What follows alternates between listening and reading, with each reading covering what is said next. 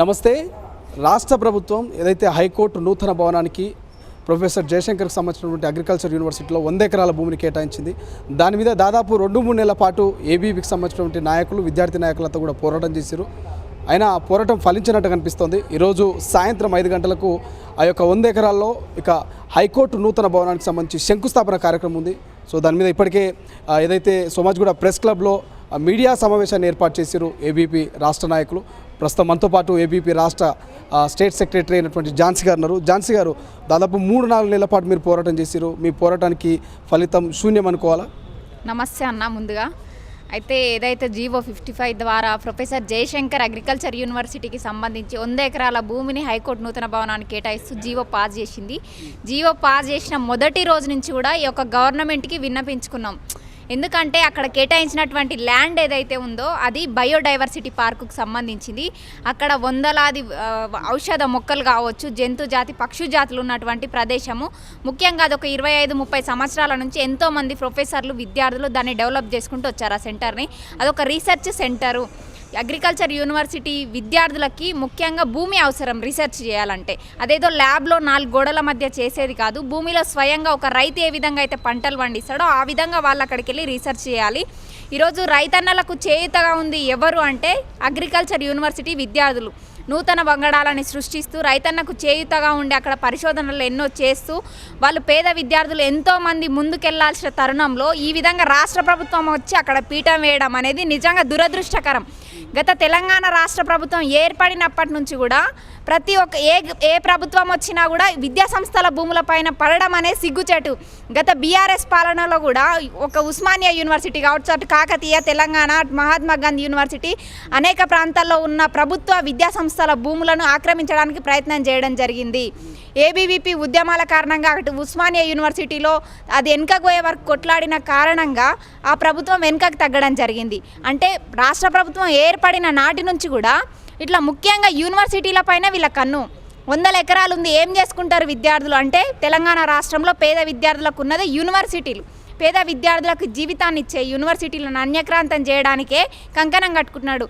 ఒక యూనివర్సిటీని ఈ విధంగా ధ్వంసం చేస్తే ఒక విద్యకున్న ప్రతిష్ట అనేది పోతుంది, ఒక విద్యకున్న వాల్యూ పోతుంది. ముఖ్యంగా యూనివర్సిటీలు దెబ్బతింటే విద్యా వ్యవస్థ యొక్క అస్తిత్వం మొత్తం కూడా దెబ్బతినే పరిస్థితి ఏర్పడుతుంది. ఈ విధంగా ఇవన్నీ కూడా దృష్టిలో ఉంచుకొని, ముఖ్యంగా విద్యార్థుల భవిష్యత్తును దృష్టిలో ఉంచుకొని మీరు హైకోర్టు భవన నిర్మాణానికి మేము స్వాగతిస్తాం. ఎందుకంటే అది ప్రతి సమాజానికి అవసరం కాబట్టి. మీరు ఎక్కడెక్కడో రేవంత్ రెడ్డి గారు గత ప్రభుత్వంలో అన్నారు కదా, అక్కడ భూములు కబ్జాలు చేసింది బీఆర్ఎస్ ప్రభుత్వము, నా దగ్గర స్టేట్మెంట్ ఉంది నేను అని చెప్పేసి ప్రెస్ మీట్ సభాముఖంగా చెప్పిన సంఘటనలు ఎన్నో ఉన్నాయి. ఆ కబ్జాలు చేసిన భూముల జోలికి మీరు ఎందుకు పోవట్లేదు అంటే మీరు కూడా కేసీఆర్ ప్రభుత్వానికి ధీటుగా ఈరోజు భూ కబ్జాలు చేస్తున్నారు అనడానికి ఇది నిదర్శనం కాదా? ఈరోజు విద్యార్థులకు పడే భూమిని లాక్కొని ఈ విధంగా విద్యార్థులకు అన్యాయం చేస్తుంటే మీకు కేసీఆర్ ప్రభుత్వానికి తేడా ఏముంది? ఇలా మీకు చేతనైతే, మీకు దమ్ముంటే ఆ రోజు బీఆర్ఎస్ ప్రభుత్వము చేసిన అక్రమ భూదందాలన్నింటినీ బయటికి తీయండి. వాటిని రక్షించాల్సిన ప్రభుత్వమే ఈ విధంగా ప్రభుత్వం వచ్చి 2 నెలలు గడవక ముందే ఈ యూనివర్సిటీ భూమి పైన కన్నేయడం అనేది నిజంగా యొక్క ప్రభుత్వానికి సిగ్గుచేటు. ప్రధానంగా రాష్ట్ర ప్రభుత్వం అధికారంలోకి వచ్చినాక అటు మల్లారెడ్డికి సంబంధించినటువంటి అక్రమాస్తుల మీద ఉక్కుపాదం మోపుతుంది, ఇటు పటాన్ చెరుకు ఎమ్మెల్యే ఆస్తి మీద ఉక్కుపాదం మోపుతున్నటువంటి పరిస్థితి కదా. అవినీతి అక్రమాలని బయటపెట్టే ప్రయత్నం చేస్తుంది కదా రేవంత్ ప్రభుత్వం. అన్న, అవినీతి అక్రమాలు బయట పెట్టే ప్రయత్నం చేయడాన్ని మేము స్వాగతిస్తాం. ఖచ్చితంగా మా డిమాండ్ కూడా అదే. అది ఒక్కటే కాదు, ఇంకా చాలా ఉన్నాయి. వాళ్ళు చెప్పిన దాంట్లో కొంచెం % మాత్రమే వీళ్ళు ప్రారంభించారు. అవి కూడా మధ్యలోనే ఆపేయడం జరిగింది.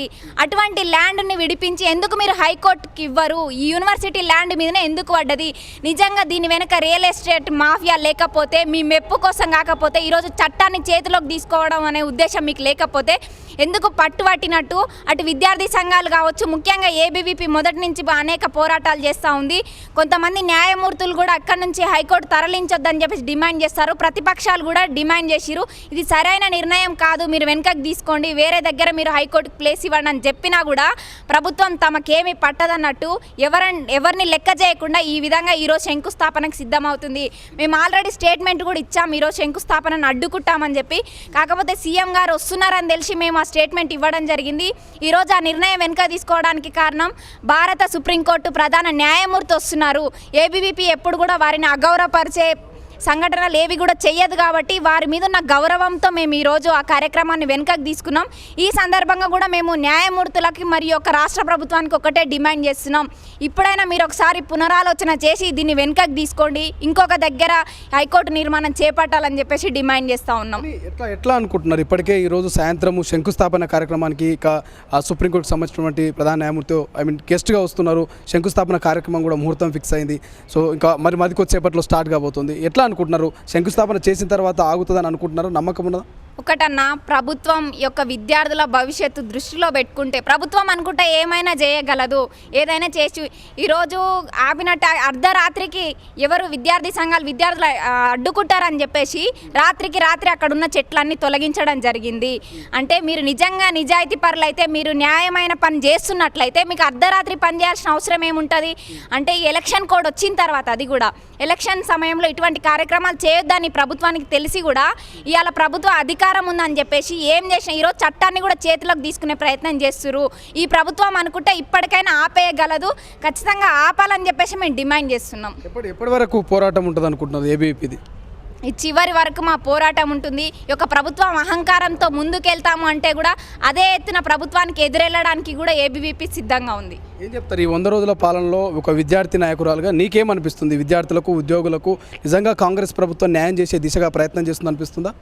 మొదట నేనే కాదు, యావత్ తెలంగాణ సమాజం అంతా కూడా అది కోరుకొని ఈ ప్రభుత్వాన్ని అధికారంలోకి తెచ్చుకుంది. కానీ అనుకున్న విధంగా విద్యా వ్యవస్థకి, నిరుద్యోగులకైతే న్యాయం జరిగినట్టు నాకు అనిపించట్లేదు. ఈ 100 రోజుల పాలనలో ఎక్కడ కూడా నేను ఈ నోటిఫికేషన్ ఇస్తున్నా, మెగా డిఎస్సి అని చెప్పిరన్న, మెగా డిఎస్సి వాళ్ళు గతంలో చెప్పిన దానికి వాళ్ళు నోటిఫికేషన్ ఇచ్చిన దానికి సంబంధమే లేదు. ఈరోజు టెట్ ఫీజులు అధికంగా ఒకేసారి 1000 రూపాయలు ఫీజు పెంచిరు. అదేవిధంగా ఫీజు రియంబర్స్మెంట్ దాదాపు ఈరోజు 6000 కోట్ల పైన పెండింగ్లో ఉంది. దాని గురించి ప్రస్తావించిన సంఘటనలే లేవు. ఈరోజు యూనివర్సిటీ నుంచి మొదలు పెట్టుకుంటే ప్రాథమిక పాఠశాలలు, డిగ్రీ కాలేజీల్లో కావచ్చు, ఎక్కడ కూడా మౌలిక వసతులు లేని పరిస్థితి. గురుకులాలలో చూస్తే కాంగ్రెస్ ప్రభుత్వం పరిపాలనకు వచ్చిన తర్వాత కూడా అనేక హాస్టళ్లలో అమ్మాయిలు ఆత్మహత్యలు చేసుకొని చనిపోవడం జరిగింది. కనీసం దాని గురించి ఎక్కడ కూడా ప్రస్తావించలేదు. అంటే విద్యార్థుల గురించి మీరు ఏం పట్టించుకుంటారు అనుకోవాలి. దీనికోసమైనా కాంగ్రెస్ ప్రభుత్వాన్ని సాధించుకుంది. ఎంతోమంది యువత ఈరోజు అటు కేసీఆర్ ప్రభుత్వంలో ఎంతోమంది రోడ్ల మీద పేపర్ లీకేజ్లతో కావచ్చు, ఉద్యోగాలు లేక, సరైన చదువు అందక ఎంతోమంది జీవితాలు రోడ్డు మీద పడ్డ పరిస్థితి. ఈ కాంగ్రెస్ ప్రభుత్వాన్ని ఎన్నుకుంటేనన్నా మా జీవితాలు బాగుపడతాయి అంటే మళ్ళీ ఒకవైపు 46 జీవో అభ్యర్థులు కావచ్చు, మీరు సమస్య తీర్చలేకపోతే కనీసం భరోసా ఇవ్వాలి. ఇది కాదు, ఇది చేస్తున్నామని చెప్పేసి విద్యార్థులకి, నిరుద్యోగ యువతకి ఒక భరోసా అనేది ఇవ్వడం ముఖ్యం. కానీ ముఖ్యమంత్రి గారు ఇప్పటి వరకు కూడా వేటి మీద ప్రస్తావించింది లేదు. ఇక ముందు కూడా ఇట్లాంటి రిపీట్ అవ్వకుండా ఒక విద్యార్థి సమస్యలను, నిరుద్యోగ సమస్యలను కూడా పట్టించుకుంటే బాగుంటుంది. Thank you so much. ఇది మొత్తం మీద హైకోర్టుకు ఏదైతే 100 ఎకరాల భూమిని కేటాయిస్తూ ఉన్నారో, నేడు శంకుస్థాపన కార్యక్రమాన్ని చేపడుతున్నటువంటి రాష్ట్ర ప్రభుత్వం ఎట్టి పరిస్థితుల్లో వెనక్కి తీసుకోవాలి. ఇక మా చివరి అవకాశం ఉన్నంత వరకు కూడా ఖచ్చితంగా ఫైట్ చేస్తాం, అక్కడ భవనాన్ని నిర్మాణాన్ని అడ్డుకుంటామంటూ ఏబీపీ రాష్ట్ర స్టేట్ సెక్రటరీ ఝాన్సీ చెప్తున్నటువంటి పరిస్థితి. చూద్దాం మరి ఏం చేయబోతుంది రాష్ట్ర ప్రభుత్వం, దీని మీద ఎటువంటి నిర్ణయం తీసుకోబోతున్నది. కెమెరా పర్సన్ అజయ్తో శ్రీశైలం, తొలి వెలుగు, హైదరాబాద్.